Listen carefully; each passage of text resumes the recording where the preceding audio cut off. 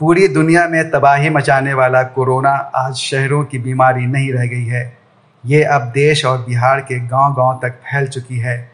ऐसे में बहुत सारे नए शब्द भी इस्तेमाल में आए हैं। इन शब्दों से बहुत से लोग परिचित नहीं रहते।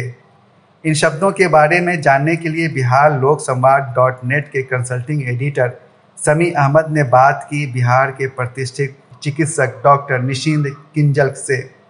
डॉक्टर किंजल मुजफ्फरपुर में अपनी सेवा देते हैं।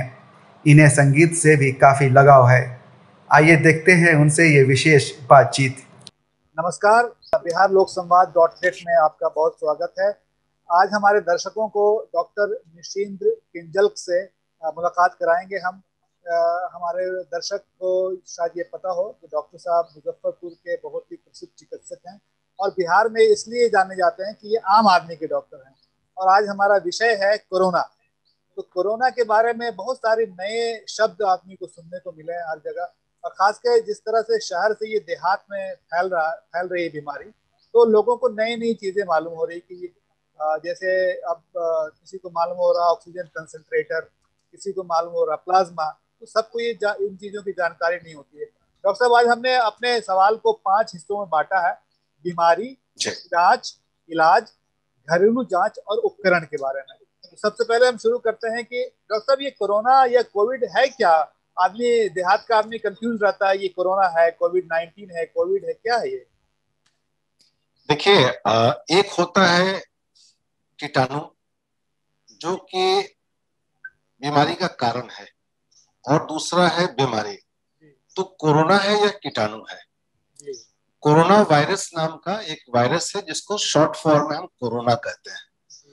कोरोना, पहली चीज कोरोना है, ये कीटाणु है, और कोविड-19 बीमारी का नाम है। कोरोना से जो बीमारी हुई उसको कोविड-19 कहते हैं। और शायद 2019 में आए इसलिए इसमें 19 लग गया। बिल्कुल बिल्कुल।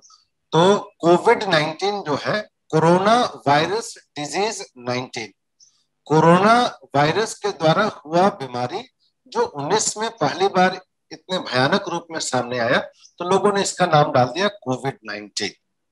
तो कोरोना वायरस कोविड-19 बीमारी है। अब आपको बता दें कोरोना नाम क्यों पड़ा इसका। कोरोना एक शब्द है, कोरोनेशन। कोरोनेशन कहते हैं क्राउन, आपने शब्द सुना होगा, मुकुट। तो सिर पे जो गोल सा मुकुट होता था पुराने जमाने में, एथेंस में, मतलब यूनान में जो मुकुट पहनाया जाता था, देखेंगे आप जैतून की पत्तियां होती थी, गोल सा एक गोल सा सर्किल होता था, जैतून की पत्तियां, जो कि ओलंपिक का सिंबल भी आप देखेंगे, गोल सा। तो कोरोना वायरस में वही होता है कि एक गोल सी चूड़ी है या सर्किल है, उसके चारों तरफ में ऐसे समझे कि स्पाइक निकले हुए हैं। तो कोरोना में गोल सा है और चारों तरफ छोटे छोटे छोटे छोटे इस पे लकड़ी नुमा गिल्ली डंडा की जो गिल्ली होती है वैसे निकले। अच्छा, तो इसके कारण इसको तस्वीर भी उसकी उसी तरह बनाई जाती है। हाँ, एग्जैक्टली। और जो आप देखते हैं कि बाहर में जो इसका निकला हुआ है, इस प्रकार से आप देखें कि ऐसे निकला हुआ है बाहर में चारों तरफ। तो ये जो निकला हुआ है, ये जो है, ये इसका समझे कि इसकी छड़ी है या इसके हाथ है, जिसके माध्यम से होस्ट या मनुष्य में जब आता है तो वहां चिपकने के लिए तो बहुत से वायरस हैं जिसमें ये हाथ एक या दो होता है। इसमें आप पाएंगे कि पूरी गोलाई के चारों तरफ ऐसे बने थे। जैसे मान लें कि ये गोलाई है, तो इस गोलाई के चारों तरफ ऐसे बने हुए हैं, यहाँ पूरी तरफ बने हुए हैं। तो इससे होता क्या है कि जब होस्ट के अंदर में ये वायरस जब जाता है तो बहुत बुरी तरह से जकड़ लेता है, क्योंकि इसके पास एक दो हाथ नहीं है। जैसे कैसे ऑक्टोपस में देखते हैं कि 8 हाथ है उसके, तो ऐसे इसमें अनगिनत हाथ, एक बॉल जैसा है, और बॉल में चारों तरफ इसके हाथ ही हाथ पड़े हैं, तो जहां जाता है चिपक सा जाता है। तो इसलिए ये काफी खतरनाक वायरस है, कोरोना वायरस। अच्छा डॉक्टर साहब, आमतौर पर डॉक्टर को हम लोग सुनते हैं कि वायरस लोड, तो हम लोगों को समझ में नहीं आती बात कि ये वायरस लोड क्या है। हाँ ठीक है, वायरल लोड का मतलब क्या होता है कि जैसे कोई भी चीज का एक थ्रेशोल्ड होता है। थ्रेशोल्ड का मतलब क्या हुआ कि जैसे आप किसी को कोई बात कहते हैं, 2 बार बोला, 3 बार बोला, 4 बार हम कहते हैं तो आदमी को बुरा नहीं लगता, और 5वीं बार बुरा लगता है तो वो जवाब देता है कि आपने हमें ऐसा क्यों। तो किसी को बर्दाश्त करने की क्षमता होती है। जैसे चापाकल जब आप चलाते हैं, हैंडपंप जब आप चलाते हैं, तो कई दफा 3-4 हाथ चलाने के बाद पानी निकलना शुरू होता है। तो वैसे वायरल लोड का मतलब क्या हुआ कि वायरस कितना आपके शरीर में है। तो ऐसा नहीं होता, बीमारी होने के लिए सिर्फ कीटाणु का शरीर में प्रवेश करना ही मात्र जरूरी नहीं होता, एक थ्रेशोल्ड बना होता है। इससे ज्यादा यदि कीटाणु आ जाएंगे तब आपके अंदर वो बीमारी आएगी, उससे कम होगा तो कीटाणु आया जरूर, लेकिन आपके शरीर की प्रतिरोध क्षमता है वो उन कीटाणुओं का सफाया कर देती है।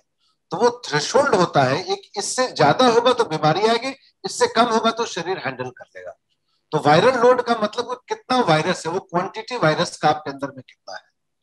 तो वो वायरस का यदि क्वांटिटी ज्यादा हुआ तो हम बोलते हैं वायरल लोड ज्यादा है, कम हुआ तो बोलते हैं वायरल लोड कम है। वो संख्या है कि आपके अंदर में वायरस कितना है। जी डॉक्टर, कोरोना के साथ साथ लोग कहते हैं कि फेफड़े का इन्फेक्शन हो गया या चेस्ट इन्फेक्शन हो गया, ये क्या होता है? जी देखिए, पहले वायरल लोड पे एक और बात आपके सामने हम डालते हैं। वायरल लोड की चर्चा ज्यादा आती है आरटीपीसीआर जांच के बाद से। आरटीपीसीआर जो है रिवर्स ट्रांसक्रिप्टेज, वो हम लोग उसकी बात करेंगे, जांच वाले में सवाल करेंगे। हाँ, तो वायरल लोड वहीं से आता है। तो हम लोग फिर जब आरटीपीसीआर में आएंगे तो वायरल लोड को और क्लेरिफाई कर देंगे। ठीक, आपने कहा लंग्स, जी आपने कहा लंग्स के इन्फेक्शन के बारे में। तो पाया ये गया है कि सामान्यतः जो खांसी, जैसे आज चलिए कोरोना की चर्चा चल रही है, जब कोरोना को हम नहीं जानते थे या कोविड की चर्चा सरेआम नहीं होती थी, किताबों में इसकी चर्चा है लेकिन सरेआम जब कोविड की चर्चा नहीं होती थी उस दौरान भी अमूमन हर साल हम लोग एक दफा तो या 2 दफा तो सर्दी खांसी होती थी, हम कहते थे कि फ्लू हो गया है, कॉमन कोल्ड हो गया, खांसी हुई, सर्दी हुई, हल्का फुल्का बुखार हुआ, 2-3 दिन में ठीक हो जाते थे। लेकिन आप याद करें, कॉमन फ्लू या जो कॉमन कोल्ड होता था उसमें कोई सीटी स्कैन चेस्ट का नहीं कराता था आदमी, कभी नहीं हुआ। खांसी हुआ है, बहुत हुआ तो कोई पैरासीटामोल की गोली खा ली, काढ़ा पी लिया, गर्म पानी के गलाले कर लिए, ठीक हो जाते थे हम लोग। बहुत हुआ तो कफ सिरप ले लिया। सीटी स्कैन कभी भी उस दौरान नहीं कराया गया था जब कॉमन कोल्ड या फ्लू होता था। हमने कभी नहीं देखा, मेरे भी करीबन 35 साल हो गए प्रैक्टिस करते हुए, कभी सीटी स्कैन किसी को कराते नहीं देखा। कोविड-19 या कोरोना की इन्फेक्शन जब से होना शुरू हुआ है, जब ये प्रचार में आया है, तब से सीटी स्कैन बहुत किए गए कोरोना की इन्फेक्शन। तो इसमें पाया गया कि चेस्ट के अंदर में कुछ पैचेस मिलते हैं, जिसे ग्राउंड ग्लास अपीयरेंस बोलते हैं या हाइलिन अपीयरेंस बोलते हैं। पतले पतले कुछ ऐसे ऐसे इसमें अलग अलग 25 जोन में चेस्ट को बांटा गया सीटी स्कैन के हिसाब से, और फिर रिपोर्ट देते हैं कि कितने जोन में वो ग्राउंड ग्लास अपीयरेंस आता है। तो बात ये उठती है कि संभवतः वो जो पैचेस हैं वो पैचेस कोरोना के ही कारण है, कोविड के ही कारण है, या किसी और कारण से, ये कहना बड़ा मुश्किल होता है। इसलिए लोगों ने इसको कोरैड्स में बांटा है कि कितने पैचेस है, कोरैड 1 से लेकर कोरैड 6 तक। कोरैड 5 या कोरैड 6 जब होता है तो संभावना बहुत बढ़ जाती है कि कोरोना के कारण है। कम होता है तो हम मान के चलते हैं किसी और कारण से भी हो सकता है। तो लंग्स में निश्चित रूप से कोरोना का और लंग्स के इन्फेक्शन का क्लोज एसोसिएशन पाया गया है। कोरोना का जब इन्फेक्शन होता है तो फेफड़े के अंदर में संक्रमण होने के चांसेस काफी बढ़े रहते हैं। ये संक्रमण कोरोना का होता है या किसी और चीज का हो जाता है? दो चीजें हैं। देखिए, कोरोना वायरस अपने आप से संक्रमण करता है, इसमें ये कहना बड़ा मुश्किल है, लेकिन दो चीजें आती है। एक तो वायरस के कारण हुआ, जिसको एटिपिकल निमोनिया हम लोग पहले भी कहते थे। जैसे जब कोरोना के बारे में ज्यादा जानकारी नहीं थी तो भी एटिपिकल ब्रोंको निमोनिया हम लोग कहते थे। एक माइकोप्लाज्मा नाम का छोटा कीटाणु था, उसमें लेते थे, उसका इलाज करना बड़ा मुश्किल पड़ता था। एटिपिकल निमोनिया या माइकोप्लाज्मा निमोनिया हम लोग कहते थे उसको, या वायरल निमोनिया भी कहते थे। अब कोरोना के टाइम में उसकी चर्चा ज्यादा होने लगी कि ये निमोनिया है, वायरल निमोनिया है। अब क्या होता है कि वो निमोनिया कई दफा एक सेकेंडरी इन्फेक्शन नाम का शब्द है कि जब आपके शरीर का जब प्रतिरोध क्षमता घट जाती है, तो सपोज करें आपके लंग्स पे थोड़ा इन्फेक्शन था और साथ में बैक्टीरियल इन्फेक्शन भी आ गए, तो कई दफा तो सिर्फ कोरोना की वजह से होता है, और कई दफा इस पे सेकेंडरी इन्फेक्शन की वजह से भी हो सकता है, या कई दफा हम जिसे कोरोना समझ रहे हैं वो पहले से किसी और कारण से या उसी समय किसी और दूसरे कारण से भी इन्फेक्शन की वजह से वो पैचेस मिल सकते हैं। तो सिर्फ चेस्ट में होने, सिर्फ चेस्ट में फाइंडिंग्स मिलने से ये हम नहीं कह सकते कि ये कोरोना का ही इन्फेक्शन है, उसके साथ आरटीपीसीआर का भी पॉजिटिव होना जरूरी है। डॉक्टर, हम लोग जो देहात में रहते हैं उनको बहुत बात समझ में नहीं आती है कि ये वेरिएंट आ गया, म्यूटेंट आ गया, स्ट्रेन आ गया। जी हम लोगों जी को जी। समझाना चाहेंगे गांव देहात के लोगों को, तो ये क्या होता है? देखिए, जो प्रकृति है या कुदरत है, उसने बड़ी बहुत मेहनत से सारे जीव जंतुओं को, पशु पक्षियों को, पेड़ पौधों को बनाया है, जिसे हम मदर नेचर कहते हैं। तो प्रकृति ने बना दिया, तो वो चाहती है कि हमने जिसे बना दिया, अब तुम्हें बना दिया, अब तुम अपना जुगाड़ खुद करो। तो ये जो कीटाणु होते हैं, जो वायरस होते हैं, ये भी प्रकृति ने ही बना के दुनिया में भेजा है। अब इनका काम है अपने आप को बचाना। तो कोई कीटाणु होता है, वो नहीं चाहता है कि जिसके शरीर में वो रहता है उसके मार के उसको खत्म कर दे। क्योंकि मान लीजिए वो कीटाणु मनुष्य के अंदर में है, जब मनुष्य ही नहीं रहेगा तो ये कीटाणु कहाँ रहेगा? तो कीटाणु कभी नहीं चाहता कि हम जिसके शरीर में गए हैं वो खत्म हो जाए। वो चाहता है कि हम थोड़ा एडजस्ट कर लें, थोड़ा आप बर्दाश्त करिए, थोड़ा हम बर्दाश्त करें। हम लोग जब बहुत दवा जब देने चलते हैं, और बहुत दवा या उसको मारने की जब बिल्कुल पूरे पूरे तौर से जब उस पर आक्रमण करते हैं, तब इन कीटाणुओं के सामने सर्वाइवल का प्रश्न आता है कि अब हम सर्वाइव कैसे करें। हम जिस जीव में गए ये तो खत्म करने पर लगा है। तब वो जीव के अंदर में, ये भी प्रकृति की देन है कि जीव के अंदर में एक प्रक्रिया होती है, अपने अंदर वो बदलाव करता है। उस बदलाव का नाम है म्यूटेशन। मान लीजिए कि हमने उसको, सपोज करिए कि हमने उसको किसी दुश्मन को भाला से मार रहे हैं या तलवार से मार रहे हैं, तो म्यूटेशन एक तरह का ढाल है, उस ढाल से अपने आप को बचाता है। तो हमने मान लीजिए कि वैक्सीन बनाया, या मान लीजिए कोई एंटीवायरस की कोई दवा बनाई जिससे हम इसको खत्म करना चाहते हैं, अब वो इस पर प्रभावी हो रहा है। तब कीटाणु सोचता है कि ऐसे तो हमारी पूरी पूरी की पूरी प्रजाति ही खत्म हो जाएगी। तब म्यूटेशन होता है, अपने अंदर इसका जो जीनोम है, इसके अंदर का जो आरएनए है, या इसका इसकी जो बनावट है, उसके अंदर में परिवर्तन लाता है, अपने जीन में कोई परिवर्तन ले आता है, और वह परिवर्तन को ही हम म्यूटेशन कहते हैं। और जब ये म्यूटेशन हो जाता है, तब जिस हथियार से हम आक्रमण कर रहे थे, वो हथियार अब निष्प्रभावी हो जाता है। अब आप समझ सकते हैं कि नए वेरिएंट क्या है। डॉक्टर साहब, ये सेकेंड वेव, थर्ड वेव हम लोग सुनते हैं, ये क्या होता है? ये इस तरह से क्यों कहा जाता है इसको? जी देखिए, कई दफा तो बहुत सी चीजें वैज्ञानिक लोग नहीं कहते हैं, और ये जो प्रचार तंत्र के द्वारा चीजें आ जाती हैं और फिर वो बाजार में टिक भी जाती हैं। सच पूछिए तो हम लोग जो वैज्ञानिकों का जो ग्रुप है, एक वर्ग है जो यह मानता है कि ये सेकेंड वेव नहीं है, और जो आने वाला है वो थर्ड वेव भी नहीं होगा। एक वेव था जो 2020 में आया, या फिर 19 के दिसंबर में आया था, कोरोना वायरस का। वो एक वैरायटी थी जो पूरे 2020 तक चला, तो वो उस वैरायटी का पहला वेव था।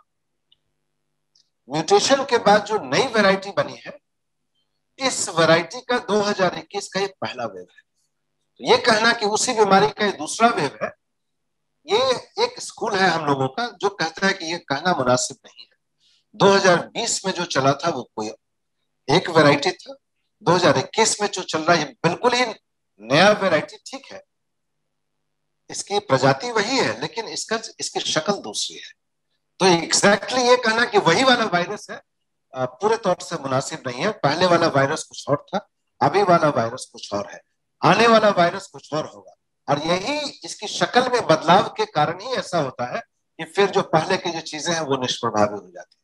यदि वही वाला होता तो फिर इतना आक्रामक नहीं होता। तो ये कहना कि ये उसी का दूसरा वेव है, उसी का तीसरा वेव है, ये वैज्ञानिक रूप से 100% सही नहीं है।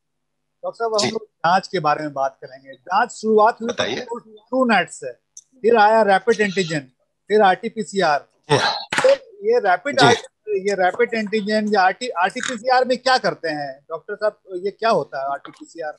मैं बता दूं, शुरू में जो ट्रूनेट एक जांच था, ये स्क्रीनिंग जांच था।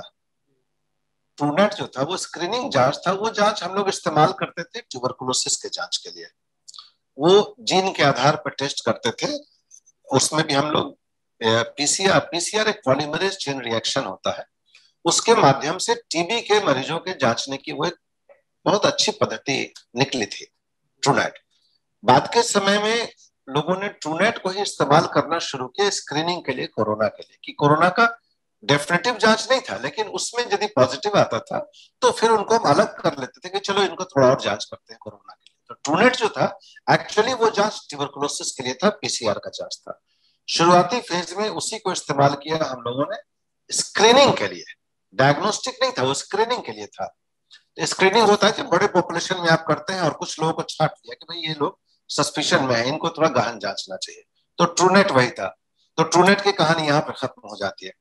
इसके बाद दो चीजें होती है। जो वायरस होता है, तो वायरस का जो एंटीजन होता है उसके चारों तरफ जो हमने बताया कि जो हाथ है उसके कैप्सूल हुआ, उसका इन्वेलप हुआ, तो उन चीजों को एंटीजन कहा जाता है। तो एंटीजन को हमने जांचना शुरू किया, तो उसके दो तरीके मिले हमें।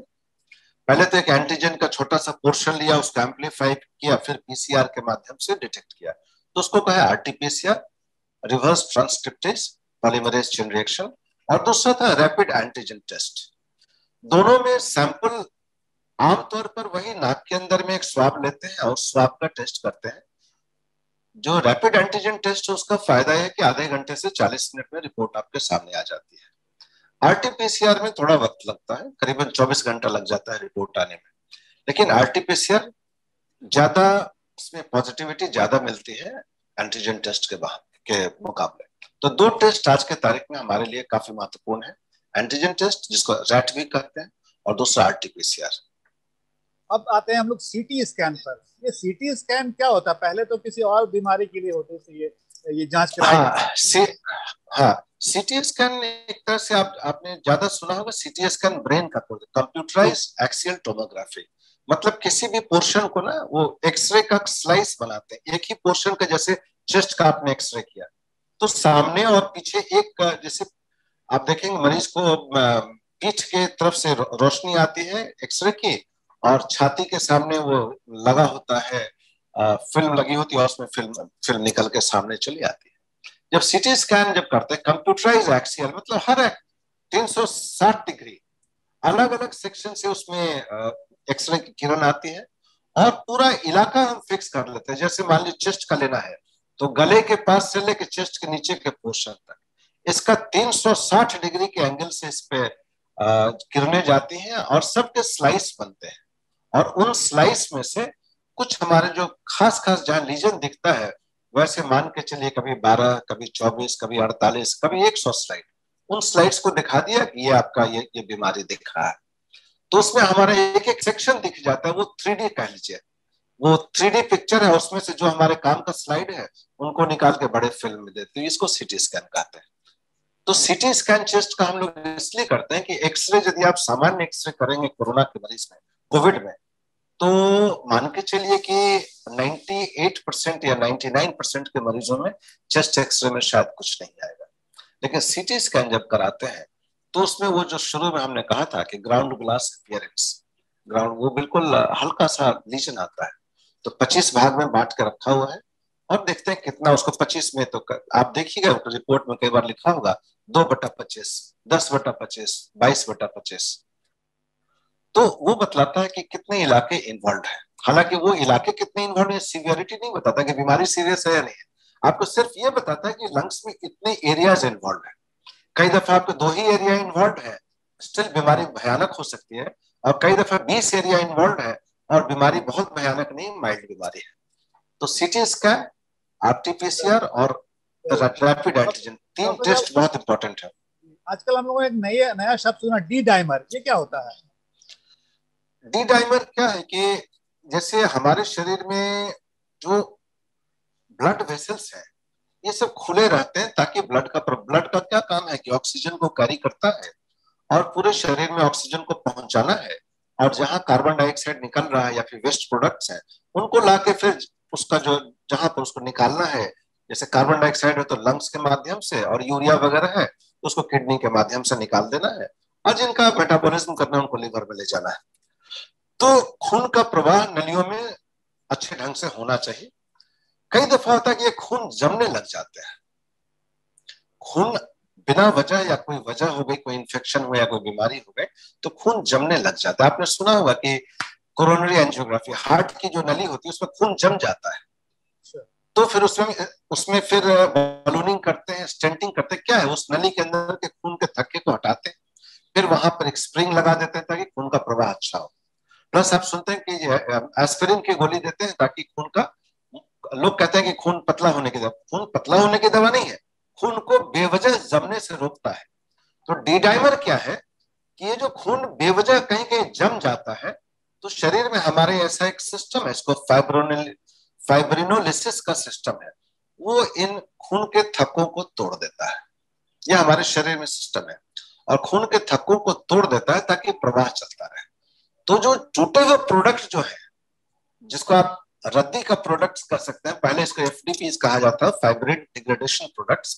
अब उसको थोड़ा सा और लोगों ने एनालाइज किया तो इसका नाम है डी डाइमर।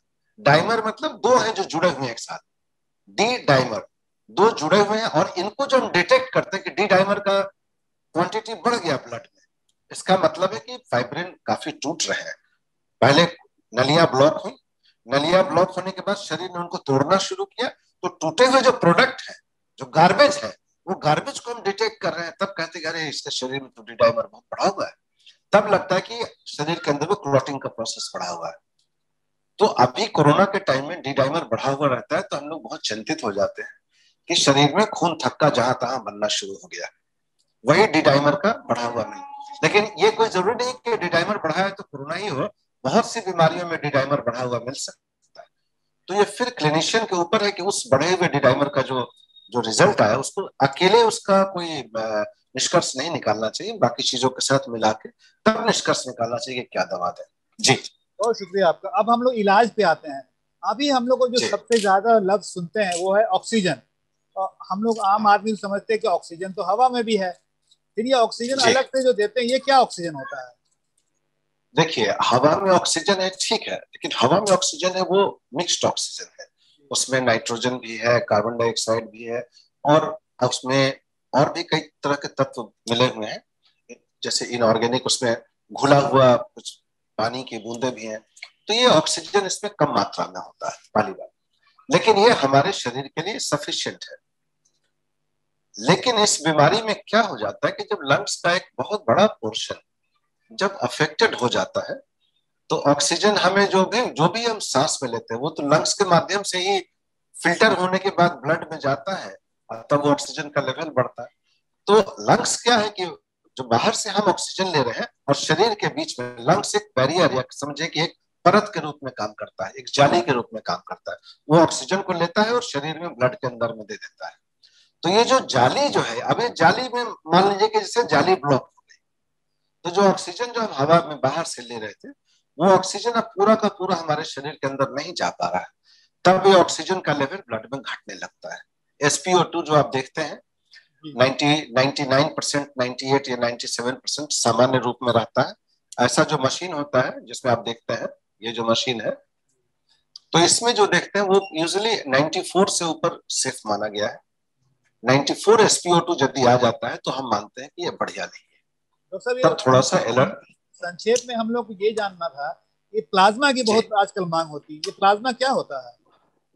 देखिए, प्लाज्मा के बारे में क्या है, अभी प्लाज्मा के बारे में बहुत भ्रांति है। भ्रांति ये है कि आप देखें, कोई बीमार हो गया, आप सोशल मीडिया पे जाए, आपको लगे कि हाय तौबा मची है कि मुझे मेरे अपने चाचा के लिए या मेरे किसी रिश्तेदार के लिए प्लाज्मा चाहिए, इस ब्लड ग्रुप का आदमी चाहिए, और ये नंबर है, जल्दी से प्लाज्मा दें।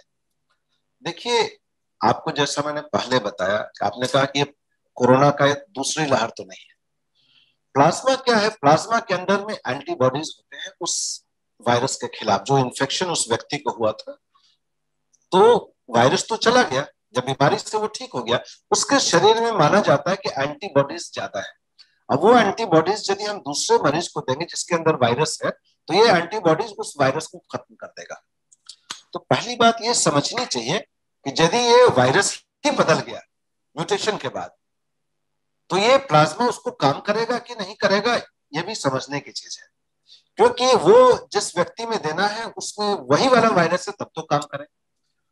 प्लस क्या इनके जो जिसका हम प्लाज्मा ले रहे हैं, इसके प्लाज्मा में क्या एंटीबॉडी का उतना लेवल है क्या जो उसको काम देगा, ये भी देखना चाहिए।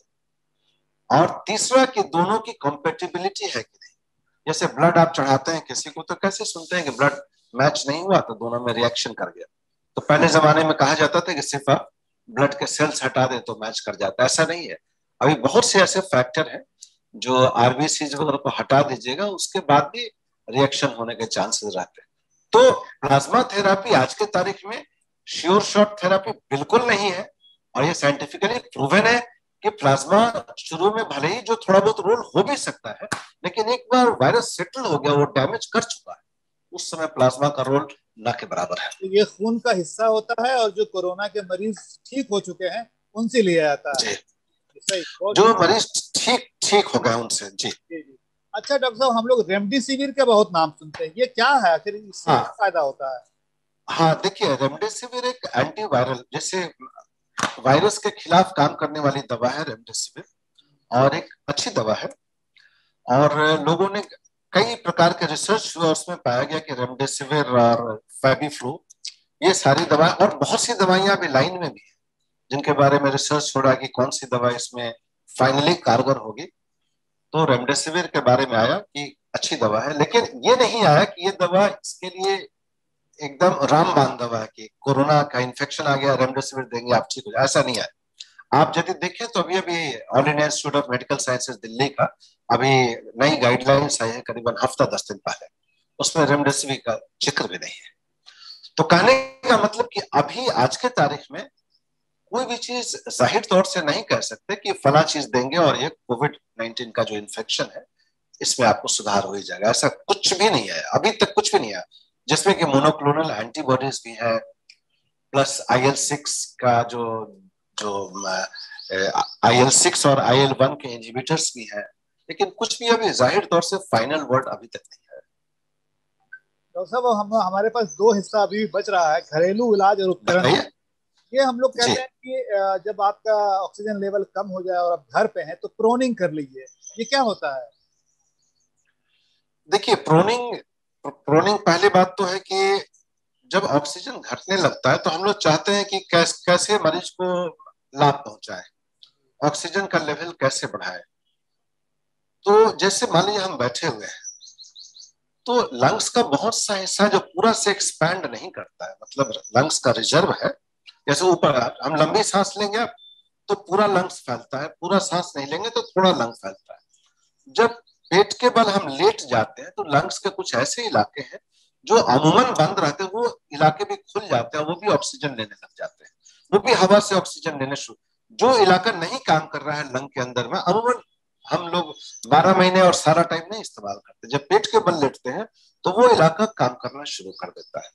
तो जो वातावरण से जो ही ऑक्सीजन ले रहे हैं, मान लीजिए कि हम वातावरण का ऑक्सीजन 60% यूज कर रहे हैं, तो जब प्रोनिंग किया या बाएं करवट आ जाए या पेट के बल लेट जाए तो 60% की बजाय हम वातावरण से 80%, 85%, 90% ऑक्सीजन को एक्सट्रैक्ट करने की स्थिति में आ जाते हैं, तो उसमें ऑक्सीजन का लेवल बेहतर हो जाता है।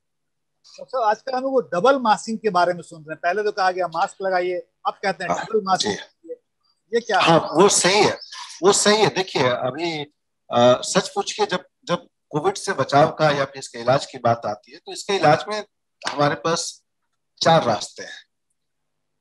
पहला रास्ता है कि जैसे पूरे इस बीमारी से पूरे पॉपुलेशन को बचाना है तो हिंदुस्तान में या कोई भी देश में पूरे समाज को वैक्सीन लगना चाहिए, पूरे समाज को।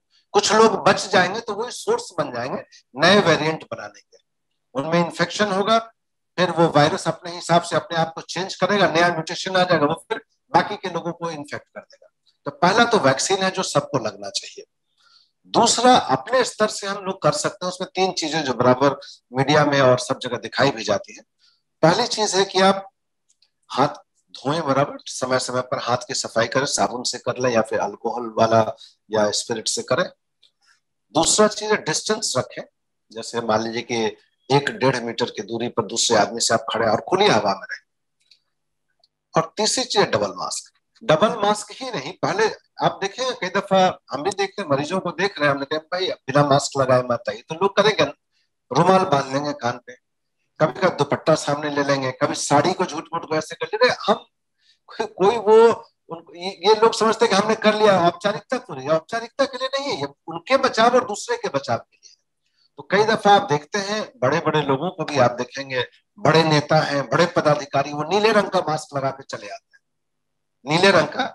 आप देखिएगा, मैं नाम नहीं लेना चाहता हूँ, आप यदि अखबार खोलेंगे सुबह में तो पता चलेगा कि बड़े बड़े पदाधिकारियों के साथ मीटिंग हुई है, फैसला लिया गया, वो सब के सब नीला वाला मास्क लगाते हैं। उसको सर्जिकल मास्क कहा जाता है।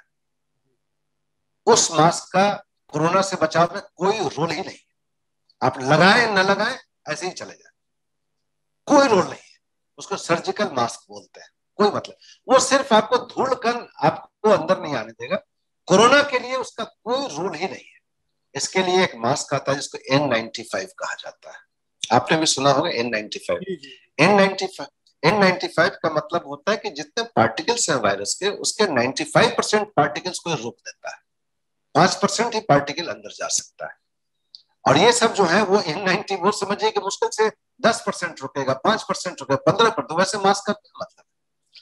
तो डबल मास्किंग इसलिए गाइडलाइंस में आया क्योंकि हमें मालूम है कि सब लोग N95 मास्क नहीं लगाते। तो डबल मास्क इसलिए कहा गया कि आप एक मास्क लगा लेंगे, उसके ऊपर से एक और मास्क लगा लेंगे तो आपकी सेफ्टी बढ़ जाती है। हाँ, N95 लगाएं और उसके ऊपर से यदि वो नीला वाला सर्जिकल मास्क या कोई और मास्क लगा लें तो आप अमूमन मान के चलिए कि 99.5% आप सेफ हो गए। तो इसलिए डबल मास्क कहा गया है कि मान लीजिए एक मास्क लगा हुआ है, दूसरा मास्क ऊपर से लगा लिया, चाहिए तो वो नीले वाला या जो हल्का सा सस्ता सा मास्क है उसको थोड़ी देर के बाद हटा के आप फेंक भी सकते हैं और फिर दोबारा दूसरा मास्क लगा दिया।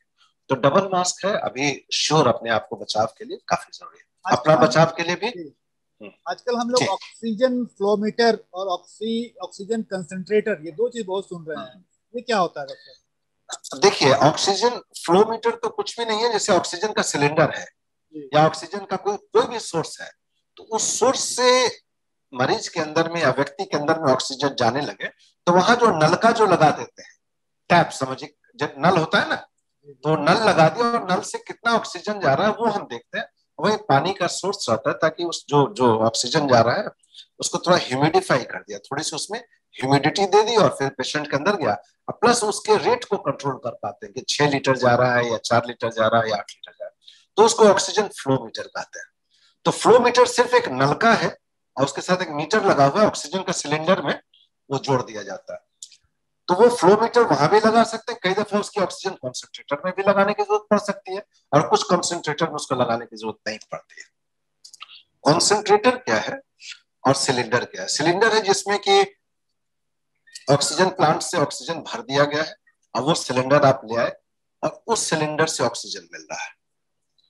कॉन्सेंट्रेटर क्या है? जो तत्काल, जैसे मैं अभी बैठा हूं, मुझे ऑक्सीजन की जरूरत है, मेरे पास सिलेंडर नहीं, लेकिन कॉन्सेंट्रेटर एक मशीन है, वो मशीन अभी इसी वातावरण से जो ऑक्सीजन है वातावरण से हवा को उसने अंदर में लिया और उस हवा में से ऑक्सीजन कन्वर्ट करके वो ऑक्सीजन मुझे दे रही है।